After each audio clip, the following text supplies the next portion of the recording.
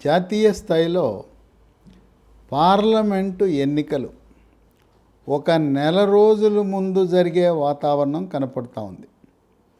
Bharatiya Janata party Madhya Pradesh, Chhattisgarh, రాజస్థాన్లో సాధించిన విజయం చూసిన తర్వాత ఆ జోష్ తదుపరి జనవరి 22న రాముని ప్రాణప్రతిష్ఠ చేసిన తరువాత ప్రతిరోజు అయోధ్యకు 1000 రైళ్లు ఏర్పాటు చేసి భారతదేశంలో రామరాజ్యాన్ని నెలకొల్పాలంటే అది మోదీ వల్లనే సాధ్యమనే ఒక దృఢమైన సంకల్పంతో భారతీయ జనతా పార్టీ ఉత్తర భారతదేశంలో ఉండే ఆ ప్రజల యొక్క ఆనందోత్సాహాలు చల్లారకముందే ముందస్తుగా ఎన్నికలు జరగాలనే ఆలోచనలో ఉంది. గతంలో మార్చిలో ఎన్నికల షెడ్యూల్ విడుదలైతే ప్రస్తుతం ఫిబ్రవరి 20నే ఎన్నికల షెడ్యూల్ విడుదలయ్యే అవకాశం కనపడుతూ ఉంది. ఆంధ్రప్రదేశ్లో శాసనసభ ఎన్నికలు, లోక్సభ, తెలంగాణలో లోక్సభ ఎన్నికలు మార్చి 10-15 మధ్యలో జరిగే అవకాశం ఉంది. తుది ఫలితాలు ఎన్నికల కౌంటింగు ఏప్రిల్ నెలాఖరుకు కానీ మే మొదటి వారంలో జరిగే అవకాశం ఉంది. అందువల్ల అన్ని రాజకీయ పార్టీలు తెలంగాణ రాష్ట్రంలో లోక్సభ ఎన్నికలకు సిద్ధమవుతూ ఉన్నాయి. దాంట్లో భాగంగా అధికార పార్టీ కాంగ్రెస్ కూడా 17 నియోజకవర్గాల్లో అభ్యర్థుల ఎంపికలో తలమునకలై ఉంది. అభ్యర్థుల ఎంపికలో ఎమ్మెల్యేగా ఓడిపోయిన వారికి సీటు ఇవ్వకూడదు అని నిర్ణయం. కానీ దాంట్లో కూడా కొద్దిమందికి మినహాయింపిద్దామనే ఆలోచన ఉన్నారు. ఒక కుటుంబంలో ఒకరికే పదవి. అయితే గత 20-30 సంవత్సరాలుగా రాజకీయాల్లో ఉండి వాళ్ళు రాజ్యాంగబద్ధ పదవుల్లో ఉన్న వాళ్ళకి కుటుంబంలో ఇద్దరికి అనేది మినహాయింపు. అయితే ప్రతిదానికి కూడా సోనియా గాంధీ అంగీకరిస్తే ఏ నియమ నిబంధన అయినా దాన్ని మార్చే అవకాశం కాంగ్రెస్ పార్టీలో ఉంది. ఇక 17 పార్లమెంటు నియోజకవర్గాల్లో ప్రాథమికంగా కాంగ్రెస్ పార్టీ అభ్యర్థులను ఎంపిక చేయటం జరిగింది. కొన్ని ఊహాగానాలు లీకుల రూపాన బయటకు వచ్చినాయి. మొట్టమొదటి నల్గొండ నియోజకవర్గం. ఇక్కడ జానారెడ్డి తన కుమారుడు జైవీర్ రెడ్డి నాగార్జున సాగర్ శాసనసభకు పోటీ పెట్టి గెలిపించాడు. పెద్ద కుమారుడు, ఇప్పుడు గెలిచింది రెండవ కుమారుడు, పెద్ద కుమారుడు రఘువీర్ రెడ్డిని మిర్యాలగూడ సీట్ అడిగాడు జానారెడ్డి. దానికి హైకమాండ్ ఒప్పుకోలా. సరే, జానారెడ్డి ఏమన్నా అంటే నేను లోక్సభకు పోటీ చేస్తాను, నల్గొండలో కోమటిరెడ్డి, అక్కడ ఉత్తమ కుమార్, వాళ్ళిద్దరూ కూడా, కోమటిరెడ్డి ఉత్తమ్ కుమార్ ఇద్దరు కూడా శాసనసభకు వెళ్తున్నారు కనుక ఉత్తమ్ కుమార్ రెడ్డి ఖాళీ చేసిన నల్గొండ సీట్లో నేను పోటీ చేస్తానని చెప్పి హైకమాండ్కి ఆయన చెప్పడం జరిగింది.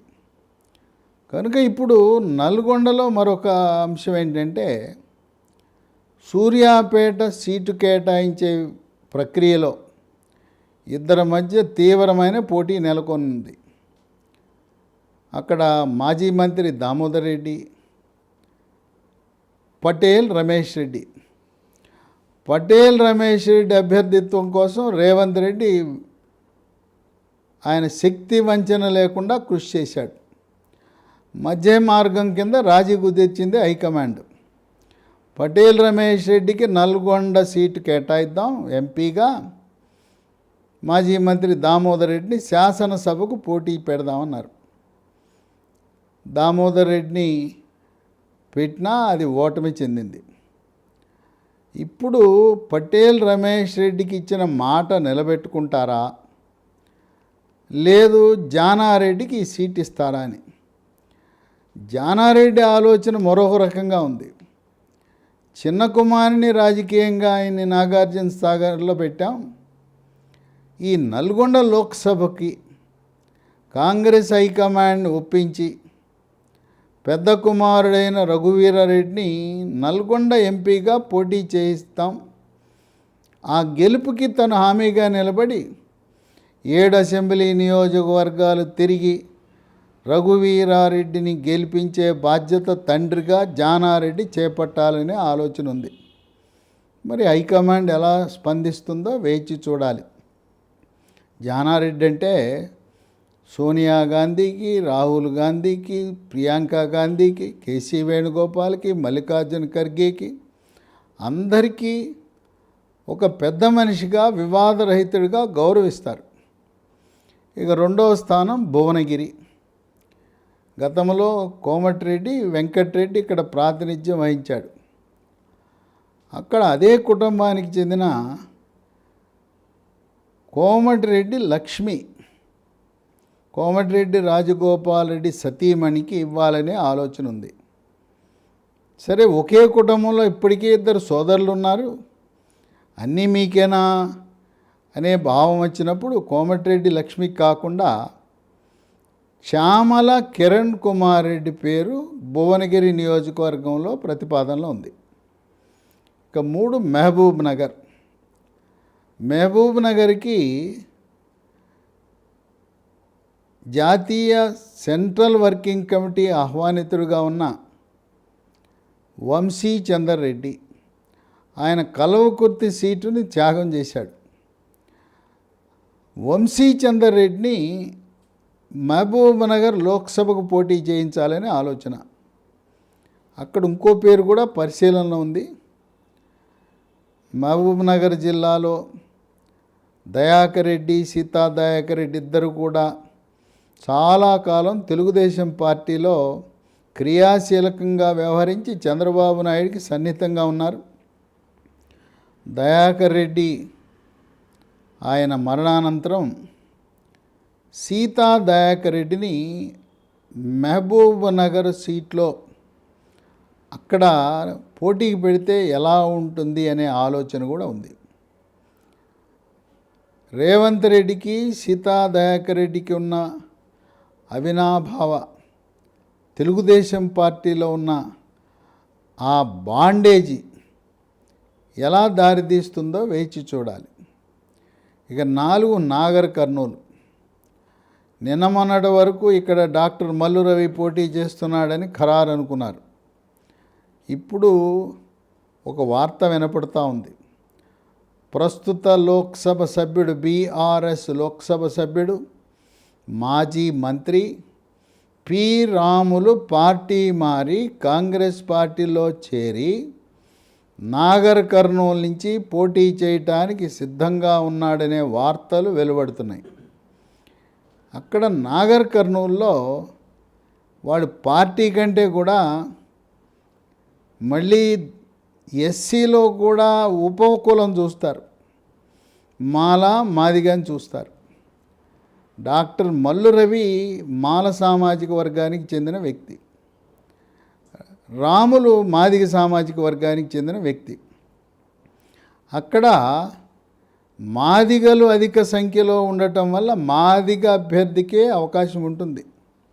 గతంలో కూడా డాక్టర్ మందా జగన్నాథం కూడా మాదిగ సామాజిక వర్గానికి చెందినవాడు కనుక ఆయన విజయం సాధించడం జరిగింది. కనుక నాగర్ కర్నూలులో ఎప్పుడైనా కూడా ఏ రాజకీయ పార్టీ అయినా మాదిగ సామాజిక వర్గానికి చెందిన సీటు అది అక్కడ ఇవ్వటం వల్ల ఉపయోగం ఉంటుంది. మరి డాక్టర్ మల్లు రవి ఆయన రేవంత్ రెడ్డికి కుడి భుజం లాంటివాడు, సీనియర్ నాయకుడు, రాష్ట్ర ఉపాధ్యక్షుడు. మరి ఆయనకి ఏ విధంగా పార్టీలో ఏ పదవి ఇస్తారంటే 2 ఏప్రిల్ నాటికి తెలంగాణ రాష్ట్రం నుంచి 3 రాజ్యసభ సీట్లు ఖాళీ కాబోతున్నాయి. ఎవరెవరివి ఖాళీ కాబోతున్నాయి? జోగినపల్లి సంతోష్ కుమార్ 1, 2 వద్దే రవిచంద్ర, 3 బడుగు లింగయ్య యాదవ్. ఈ 3 రాజ్యసభ సీట్లకు లోక్సభ ఎన్నికలకు ముందే ఎన్నికలు పూర్తవుతాయి. ఏప్రిల్ 2 నాటికి రాజ్యసభ ఎన్నిక పూర్తి కావాలి. ఏప్రిల్ 3 నుంచి పదవీ కాలం ప్రారంభమవుతుంది. కనుక లోక్సభ ఎన్నికలతో సంబంధం లేకుండా ఎమ్మెల్యేల నుంచి ఎంపికయ్యే రాజ్యసభ సీట్లలో కాంగ్రెస్ పార్టీకి 2 వస్తాయి, బీఆర్ఎస్ పార్టీకి 1 వస్తుంది. 3లో 2 వస్తాయి కాంగ్రెస్. ఆ 2 కాంగ్రెస్ రాజ్యసభ సీట్లలో ఒకదాన్ని డాక్టర్ మల్లు రవికి ఇచ్చి పి రాములకు లోక్సభ ఇస్తారనే ఊహాగానాలు ఉన్నాయి. లేకపోయినా doctor Mallu Ravi doctor YS Rajasekhara Reddy ముఖ్యమంత్రిగా ఉన్నప్పుడు ఉమ్మడి ఆంధ్రప్రదేశ్ అధికార ప్రతినిధిగా ఢిల్లీలో క్యాబినెట్ ర్యాంకుతో ఆంధ్రప్రదేశ్ భవనానికి అధిపతిగా ఉన్నాడు. అది కూడా గౌరవప్రదమైన పోస్టు, క్యాబినెట్ ర్యాంకు. రాష్ట్రానికి కేంద్ర ప్రభుత్వానికి మధ్య వారధిలా ముఖ్యమంత్రి మంత్రులు ఎప్పుడు ఢిల్లీకి వెళ్ళినా వాళ్ళను సమన్వయపరచడానికి ఆ పదవి ఎంతగానో దోహదపడుతుంది. డాక్టర్ మల్లు రవికి పదవి అనేది ఖాయం. ఆయన స్థాయికి ఎమ్మెల్సీ అనేది చాలా చిన్న పదవి. గతంలో జడ్చర్ల ఎమ్మెల్యేగా పోటీ చేసి మంత్రి పదవి ఆశించాడు. కనుక ఒకవేళ మల్లు రవికి ఇవ్వాలంటే ఆయన ఎమ్మెల్సీ ఇస్తే మంత్రి పదవి ఇవ్వాల్సిన స్థాయి. ఇక 5 చేవెళ్ళ. చేవెళ్లలో కిచ్చన్న గారి లక్ష్మారెడ్డి పేరు వినపడుతూ ఉంది. ఇక్కడ కొన్ని ఊహాగానాలు రకరకాల ఛానల్స్ వాళ్ళు సృష్టిస్తున్నారు. ఏంటి సృష్టి అంటే, కొండా విశ్వేశ్వరరెడ్డి ఆయనకు రేవంత్ రెడ్డికి ఉన్న సాన్నిహిత్యం వల్ల పార్టీ మారి రాబోయే లోక్సభ ఎన్నికలలో చేవెళ్ళని పార్లమెంటుకి పోటీ చేస్తాడనే ఊహాగానాలు ఉన్నాయి. కానీ కొండా విశ్వేశ్వరరెడ్డి అలా పార్టీ మారాలనే సంకల్పం ఆయనకైతే ఏమాత్రం లేదు. ఎందుకంటే కొండా విశ్వేశ్వరరెడ్డికి సాక్షాత్తు ప్రధానమంత్రి ఇచ్చే గౌరవం, హోంశాఖ మంత్రి అమిత్ షా ఇచ్చే గౌరవం, జేపీ నడ్డా ఇచ్చే గౌరవం. ఈ రోజున తెలంగాణ రాష్ట్ర ముఖ్యమంత్రి రేవంత్ రెడ్డి ప్రధానమంత్రిని కానీ హోంశాఖ మంత్రిని కలవాలంటే కిషన్ రెడ్డి ద్వారా కలవాలి. కొండా విశ్వేశ్వరరెడ్డికి ఎవరు అవసరం లేదు. ఆయన కనపడితే పలకరిస్తారు ప్రధానమంత్రి, హోంమంత్రి అమిత్ షా. ఈయన ఫోన్ చేసి నేను కలవాలంటే ఎవరి ప్రమేయం లేకుండా ఎంత సమయం కావాలంటే అంత సమయం ఇచ్చే అటువంటి వెసులుబాటు ఉంది. ఎలాగో కాంగ్రెస్ పార్టీ కేంద్రంలో అధికారంలోకి రాదు, మళ్ళీ మోదీ ప్రధానమంత్రి కాబోతున్నాడు, అది తథ్యం. కాంగ్రెస్ వాళ్ళని అడిగినా అదే చెప్తారు. ఏదో ఇండియా కూటమి అని పెట్టినా అది నామకే వాస్తే కూటమి, ఆ ఇండియా కూటమి విజయం సాధించడం అసాధ్యం. కనుక కేంద్రంలో అధికారంలోకి వచ్చే భారతీయ జనతా పార్టీని వదిలి ఈయన కాంగ్రెస్ పార్టీలో చేరే ఆలోచన ఆయనకు ఉండదు. ఎందుకంటే కొండా విశ్వేశ్వరరెడ్డి ఆయన వ్యక్తిగతంగా 7 నియోజకవర్గాల్లో మంచి పేరు సాధించుకున్నాడు. 2014లో టీఆర్ఎస్ పార్టీ తరపున గెలిచాడు. 2019లో అక్కడ గెలిచిన బీఆర్ఎస్ లోక్సభ సభ్యుడు కేవలం 15,000 ఓట్ల మెజార్టీతోనే గెలిచాడు. కొండా విశ్వేశ్వరరెడ్డి నీతివంతుడు, నిజాయితీపరుడు, మేధావి, ముక్కుసూటి మనిషి, స్వాతంత్ర సమరయోధుడు, ఉమ్మడి ఆంధ్రప్రదేశ్ రాష్ట్ర ఉప ముఖ్యమంత్రి. ఎవరి పేరునైతే రంగారెడ్డి జిల్లా ఏర్పాటు చేయబడిందో ఆ రంగారెడ్డి జిల్లా పేరున ఏర్పాటు చేసిన రంగారెడ్డికి ఆయన పేరు కొండా రంగారెడ్డి, ఈయన కొండా విశ్వేశ్వరరెడ్డి, ఆ రంగారెడ్డి మనమడు. అంటే గొప్ప రాజకీయ చరిత్ర కలిగిన కుటుంబం నుంచి వచ్చాడు కొండా విశ్వేశ్వరరెడ్డి. భార్య తరపున చూస్తే భారతదేశంలో కార్పొరేట్ వైద్యానికి నాంది పలికి ఈరోజు ఈ ఆధునిక వైద్యానికి పురుడు పోసిన వ్యక్తి డాక్టర్ ప్రతాప్ సి రెడ్డి యొక్క అల్లుడు. ఆయన భారతదేశంలో 150 పైగా కార్పొరేట్ హాస్పిటల్, అపోలో హాస్పిటల్స్ నిర్మించి విదేశాలకు వెళ్లకుండా ఆధునిక వైద్యాన్ని అందుబాటులోకి తెచ్చిన వ్యక్తి. కనుక ఒక చరిత్ర కలిగిన కుటుంబం నుంచి వచ్చిన వ్యక్తి కొండా విశ్వేశ్వరరెడ్డి. ఆయన రాజకీయాల్లో తన వ్యాపారం ద్వారా సంపాదించుకున్న డబ్బును ఖర్చు పెడతాడు కానీ రాజకీయంలో సంపాదన కోసం రాడు, వ్యాపారం కోసం రాడు. ఆయనకి ఈ రోజున్న గౌరవం ఒక రాష్ట్ర ముఖ్యమంత్రి కంటే కూడా ఎక్కువ గౌరవం ప్రధానమంత్రి దగ్గర, హోంశాఖ మంత్రి దగ్గర ఉంటే ఆయన అధికారంలోకి రాని ఈ ఇండియా కూటమిలో భాగమైన కాంగ్రెస్ పార్టీ తరపున ఎందుకు పోటీ చేస్తాడు?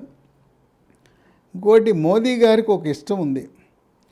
ఆయన ఎప్పుడు కూడా మోడీ గారు రాజకీయాల్లో లేని, ఒకవేళ రాజకీయాల్లో ఉన్న విద్యాధికులను, మేధావులను ప్రోత్సహిస్తారు. మన తెలంగాణ రాష్ట్రం చూడండి, డాక్టర్ కె లక్ష్మణ్. ఆయన వైద్యుడు కాదు, ఆయన పిహెచ్డి డాక్టర్. ఆయన ఉస్మానియా యూనివర్సిటీలో పిహెచ్డి చేయటం వల్ల, ఆయన డాక్టరేట్ వల్ల విద్యాధికుడు, మేధావి కనుక ఆయనకి భారతీయ జనతా పార్టీలో ప్రధానమంత్రి మోదీ రాజ్యసభ సీట్ ఇచ్చారు, పార్లమెంటరీ బోర్డు మెంబర్ ఇచ్చారు, మరి ఎన్నికల కమిటీ సభ్యుడిగా చేశారు. మరి రేపో మాపు ఆయనకి మూడవసారి ప్రధానమంత్రి అయినప్పుడు ఆయన క్యాబినెట్లో అవకాశం కూడా డాక్టర్ కె లక్ష్మణ్కి వచ్చినా ఆశ్చర్యం లేదు. అదేవిధంగా మోదీ గారికి ఇంకో బలహీనతనండి, లేదా ఇష్టమనండి, విదేశాలలో విద్యను అభ్యసించి విదేశాలలో 5 నుంచి 10 సంవత్సరాలు పనిచేసిన వారి సేవలను రాజ్యసభ ద్వారా కానీ, లోక్సభలో అటువంటి వారు గెలిస్తే వాళ్ళకి మంత్రి పదవి ఇవ్వాలనే సంకల్పం ఉంటుంది ప్రధానమంత్రి మోదీ. కొండా విశ్వేశ్వరరెడ్డి ఆయన అమెరికాలో ఉన్నత విద్యను అభ్యసించి కొన్ని రోజులు అక్కడ పనిచేసి అమెరికా యొక్క సంస్కృతి, అభివృద్ధి చెందిన అమెరికాలో ఎలా ఉంటుందో అలా భారతదేశాన్ని తీర్చిదిద్దాలనే సంకల్పం ఉంది. మోదీ యూరప్లో కానీ, అమెరికాలో విద్యను అభ్యసించి అక్కడ పనిచేసిన వాళ్ళని అనేక మందిని తన ప్రధానమంత్రి కార్యాలయంలో నియమించటమే కాదు, రాజ్యసభ ద్వారా వాళ్ళకు మంత్రి పదవులు ఇచ్చారు. లోక్సభలో కూడా గెలిచిన వారికి మంత్రి పదవులు ఇచ్చారు. అలాగే రిటైర్డ్ ఐఏఎస్, ఐపీఎస్, రిటైర్డ్ జడ్జిలను కూడా ఆదరించే గుణం ఉన్నది ప్రధానమంత్రి మోదీ. కనుక కొండా విశ్వేశ్వరరెడ్డి ఒక మేధావి, విద్యాధికుడు, అమెరికా యొక్క సంస్కృతి, అమెరికాలో పద్ధతులు తెలిసిన వ్యక్తి. ఆయన భారతీయ జనతా పార్టీ తరపున చేవెళ్ల నుంచి పోటీ చేసి గెలిస్తే బీజేపీ అంచనా ప్రకారం తెలంగాణ రాష్ట్రంలో కనీసము 12 లోక్సభ సీట్లు గెలవాలని, 14 గెలిచిన ఆశ్చర్యం లేదని ఉంటున్న తరుణంలో ఈసారి తెలంగాణ రాష్ట్రం నుంచి 2 కేంద్ర మంత్రులు ఉండబోతున్నారు. కనుక కొండా విశ్వేశ్వరరెడ్డి ఇప్పటికే ఒకసారి లోక్సభలో పనిచేయటం, 15 సంవత్సరాల విశేష రాజకీయ అనుభవం, వీటన్నిటి దృష్ట్యా ఆయనకి క్యాబినెట్లో స్థానం లభించిన ఆశ్చర్యం లేదు. కనుక కొండా విశ్వేశ్వరరెడ్డి ఆయన గెలవటానికి కాంగ్రెస్లో చేరవలసిన అవసరం ఏమాత్రం లేదు. భారతీయ జనతా పార్టీలోనే విజయం సాధించి అధికార పార్టీ తరపున తెలంగాణ రాష్ట్ర అభివృద్ధికి కృషి చేయాలనే ఆ దృక్పథంతో ఉన్నాడు. అయితే అవ్వచ్చుగాక రేవంత్ రెడ్డి ఆయనకి పరిచయం ఉండొచ్చు, స్నేహితుడు కావచ్చు. ఆయన కేంద్రంలో ఉండి కేంద్రానికి రాష్ట్రానికి మధ్య వారధిగా ఉంటూ తెలంగాణ రాష్ట్ర అభివృద్ధికి తన నియోజకవర్గమైన చేవెళ్ళ లోక్సభ అభివృద్ధికి కృషి చేస్తాడు. నిధులకు కొరత ఉండదు. రాష్ట్ర కేంద్ర ప్రభుత్వాల మధ్య సమన్వయం సాధించటానికి కొండా విశ్వేశ్వరరెడ్డి లాంటి వాళ్ళు ఎంతైనా అవసరమని విశ్లేషకులు భావిస్తున్నారు. కనుక రకరకాల టీవీ ఛానళ్లలో, వార్తాపత్రికల్లో, సోషల్ మీడియాలో కొంతమంది పేరు చెప్పటం లేదు. కొంతమంది కొండా విశ్వేశ్వరరెడ్డి కాంగ్రెస్లోకి వెళ్ళి కాంగ్రెస్ తరపున పోటీ చేస్తాడు లోక్సభకనే ఊహాగానాలకు కొండా విశ్వేశ్వరరెడ్డి ఆయనకు అవసరం లేదు. బీజేపీలో స్పష్టమైన మెజారిటీతో ఆయన గెలిచే వ్యూహం ఉన్నది. దేశమంతా కూడా ఏ ఏ రాష్ట్రాలలో ప్రాంతీయ పార్టీలను ఆదరిస్తున్నారో వాళ్ళు శాసనసభకు ప్రాంతీయ పార్టీలు ఉండాలి, రాష్ట్రంలో ప్రభుత్వం ప్రాంతీయ పార్టీలు ఉండాలి, కేంద్రంలో మాత్రం మోడీ కావాలని కోరుకుంటున్నారు. తెలంగాణ రాష్ట్రంలో కూడా మొన్న ఎన్నికలలో కాంగ్రెస్ పార్టీకి, బీఆర్ఎస్ పార్టీకి ఓటు వేసిన ఓటర్లు కూడా దేశం కోసం, ధర్మం కోసం, దేశాన్ని కాపాడటం కోసం చైనాని, పాకిస్తాన్ని తరిమి కొట్టాలంటే మోడీనే సరైన వాడని విశ్వసిస్తున్న తరుణంలో ఈసారి మోడీ హవాతో తెలంగాణ రాష్ట్రంలో 12 నుంచి 14 సీట్లు కైవసం చేయాలనే వ్యూహంతో ఉన్నప్పుడు కొండా విశ్వేశ్వరరెడ్డి పార్టీ మారవలసిన అవసరము లేదు. ఇది కేవలం ఊహాగానాలు మాత్రమే. ఇక 6 మల్కాజ్గిరిలో మైనంపల్లి హనుమంతరావు. ఎందుకంటే గతంలో మల్కాజ్గిరి లోక్సభ సభ్యుడిగా రేవంత్ రెడ్డి ఉన్నాడు. కార్పొరేషన్ ఎన్నికల్లో ఘోర పరాజయము. 150 డివిజన్లో కాంగ్రెస్ పార్టీ గెలిచింది 2. తర్వాత రేవంత్ రెడ్డి ప్రాతినిధ్యం వహిస్తున్న మల్కాజ్గిరి 7 అసెంబ్లీ సెగ్మెంట్లలో ఒక్క దాంట్లో కూడా కాంగ్రెస్ గెలవలేదు. అన్నీ బీఆర్ఎస్ఏ గెలిచింది. అక్కడ బలమైన నాయకుడిగా మైనంపల్లి హనుమంతరావు ఉంటాడు. ఆయన్ని పోటీ పెట్టాలనే ఆలోచన ఉంది. ఇక 7 పెద్దపల్లిలో ఇప్పటికే వెంకటస్వామి, మాజీ దివంగత నేత వెంకటస్వామి కుమారులు ఇద్దరు ఎమ్మెల్యేలుగా ఉన్నారు. వినోద్, డాక్టర్ వివేక్ వెంకటస్వామి. వాళ్ళిద్దరిలో ఒకరు మంత్రి అవుతారు. ఇక 3వ వ్యక్తిని ప్రతిపాదిస్తున్నారు. డాక్టర్ వివేక్ వెంకటస్వామి కుమారుడు వంశీకృష్ణ పేరు పెద్దపల్లిలో ప్రతిపాదిస్తున్నారు. మరి ఇప్పటికే 2 ఉన్నారు. 3వ వ్యక్తికి అదే కుటుంబం నుంచి ఇస్తారా అనేది ప్రశ్నార్థకమే. అక్కడ పెద్దపల్లిలో మరో అభ్యర్థి పెరికే శ్యాము పేరు కూడా పరిశీలనలో ఉంది. ఇక 8 ఖమ్మం.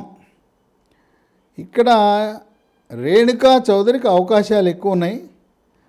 అయినా సీనియర్ నాయకుడు, మాజీ మంత్రి, మాజీ రాజ్యసభ సభ్యుడు వి హనుమంతరావు కూడా ఖమ్మం నుంచి పోటీ చేయాలని ఆసక్తి చూపుతున్నాడు.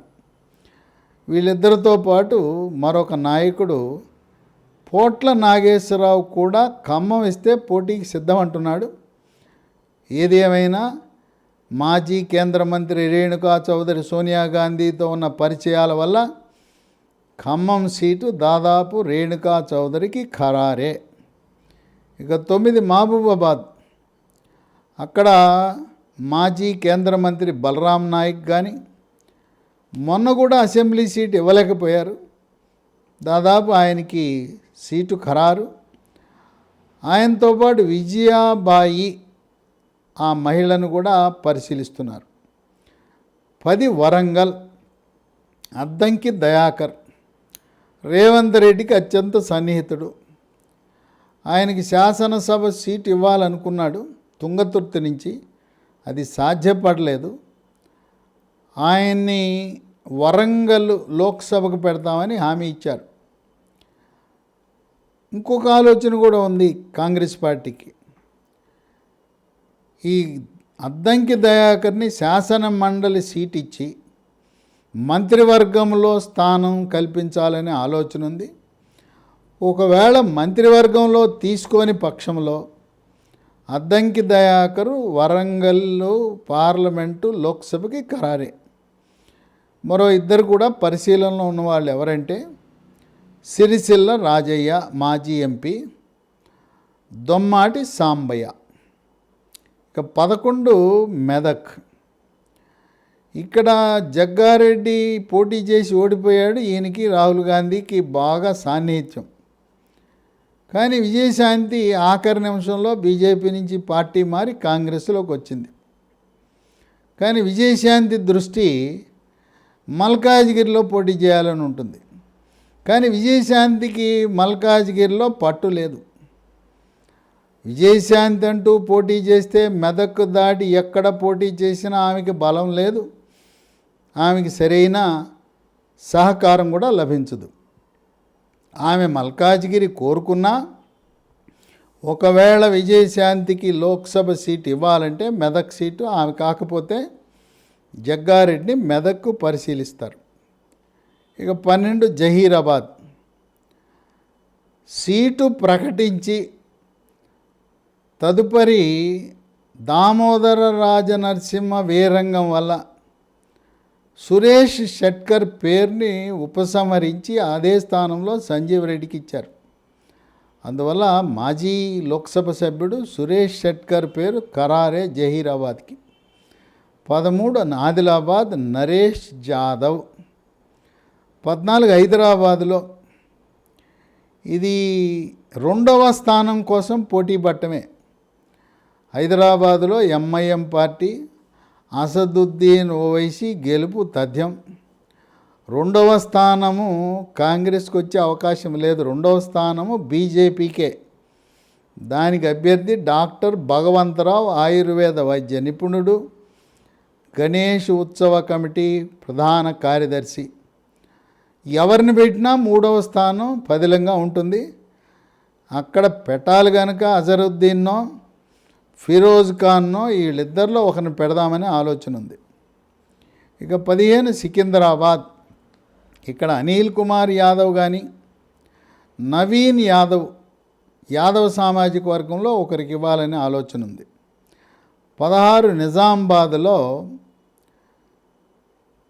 మాజీ పిసిసి అధ్యక్షుడు డిఎస్ ధర్మపురి శ్రీనివాస్, ప్రస్తుత నిజామాబాద్ లోక్సభ సభ్యుడు ధర్మపురి అరవింద్ సోదరుడు ధర్మపురి సంజయ్ కానీ, లేదు ప్రస్తుతం శాసన మండలి సభ్యుడిగా ఉన్న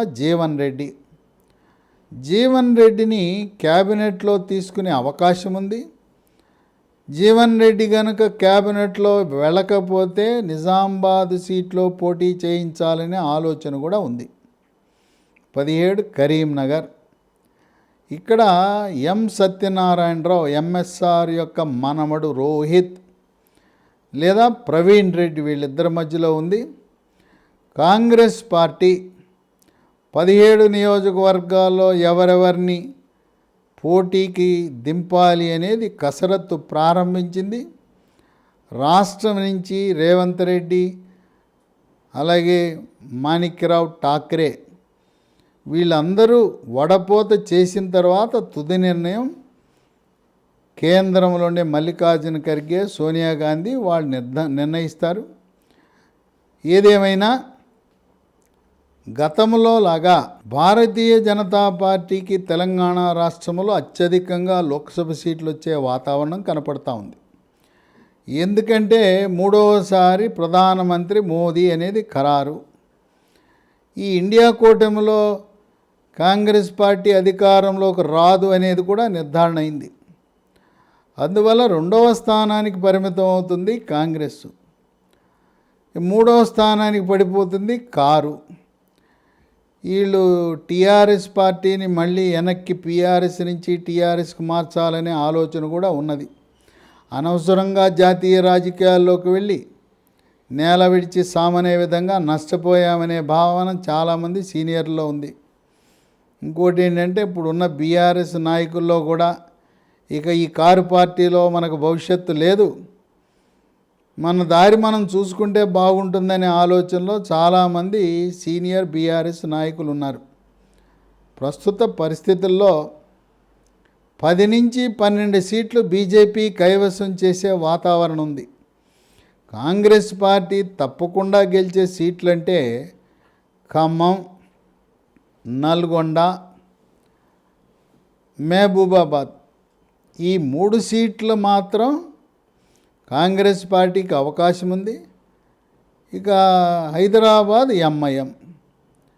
మిగతా వాటిలలో కారు పార్టీకి 1-2 సీట్ల కంటే ఎక్కువ రావు బీఆర్ఎస్కి అనే ఊహాగానాలు ఉన్నాయి. మనం పార్లమెంట్కి కారు పార్టీకి వేసి ఏం సాధిస్తాం? ప్రధానమంత్రిగా మోదీని మనం 3వసారి ఆ పీఠం ఎక్కించడం వల్ల మన దేశం ప్రపంచ దేశాలలో ప్రతిష్టాత్మకంగా విరాజిల్లుతుందనే భావం గ్రామీణ వాసులకు పట్టణ వాసులకు ఉన్న తరుణంలో ఇది రేవంత్ రెడ్డికి ఒక ఛాలెంజ్ అయి కూర్చుంది. మరి నువ్వు ముఖ్యమంత్రిని చేశాం, ఎన్ని సీట్లు గెలిపించావు అని అడుగుతారు హైకమాండ్. అయినా ఇక్కడ వాతావరణం మాత్రం అనుకూలంగా లేదు కాంగ్రెస్ పార్టీకి. చాలామంది బహిరంగంగానే చెప్తున్నారు, మేము అసెంబ్లీ ఎన్నికల్లో రేవంత్ రెడ్డిని ఓడించాలని కాంగ్రెస్ పార్టీకి ఓటేశాం, ఈసారి వెయ్యం మోడీకి ఓటు, మా ఓటు మోడీకే, పువ్వు గుర్తుకే ఓటేస్తామంటున్నారు. అట్లాగే కారు పార్టీ తెలంగాణలో ఉండాలి కానీ ఢిల్లీలో ఏం చేస్తుంది? ఎందుకు మా ఓటు మురిగిపోతుంది, మా ఓటు వృధా, కనుక మేము కారుకు ఓటేయం. కారు పార్టీ వాళ్ళు కూడా మేము పువ్వు గుర్తుకేస్తాం, మా ఓటు మురిగిపోకూడదు, మా ఓటుతో ప్రధానమంత్రి అవ్వాలి, మోడీ గారికి మద్దతు ఇస్తామంటున్నారు. వేచి చూద్దాం ఏ విధంగా కాంగ్రెస్ పార్టీ అడుగులు వేస్తుంది. మరి ఒకే కుటుంబంలో ఒకరికి మించి 2, 3 అవకాశాలు ఇస్తాయా? ఓడిపోయిన ఎమ్మెల్యే అభ్యర్థులకు లోక్సభ సీట్లు ఇస్తారా? త్వరలో జనవరిలోనే అభ్యర్థులను ప్రకటించాలనే సంకల్పంతో కాంగ్రెస్, భారతీయ జనతా పార్టీ రంగం సిద్ధం చేసుకుంటున్నాయి. తెలంగాణ రాష్ట్రంలో లోక్సభలో ఈ 2 పార్టీల మధ్య ఉంటుంది. ఈసారి బీఆర్ఎస్కి పెద్ద పోటీ చేయడానికి కూడా ఎవరు ఆసక్తి కనపరిచేలా లేదు. అందువల్ల కాంగ్రెస్ పార్టీకి గడ్డు కాలమే. మోదీ హవాని ఎదుర్కొని ఏ విధంగా ప్రజలను ఒప్పించాలనేది రేవంత్ రెడ్డికి, కాంగ్రెస్ పార్టీకి కష్టతరమే.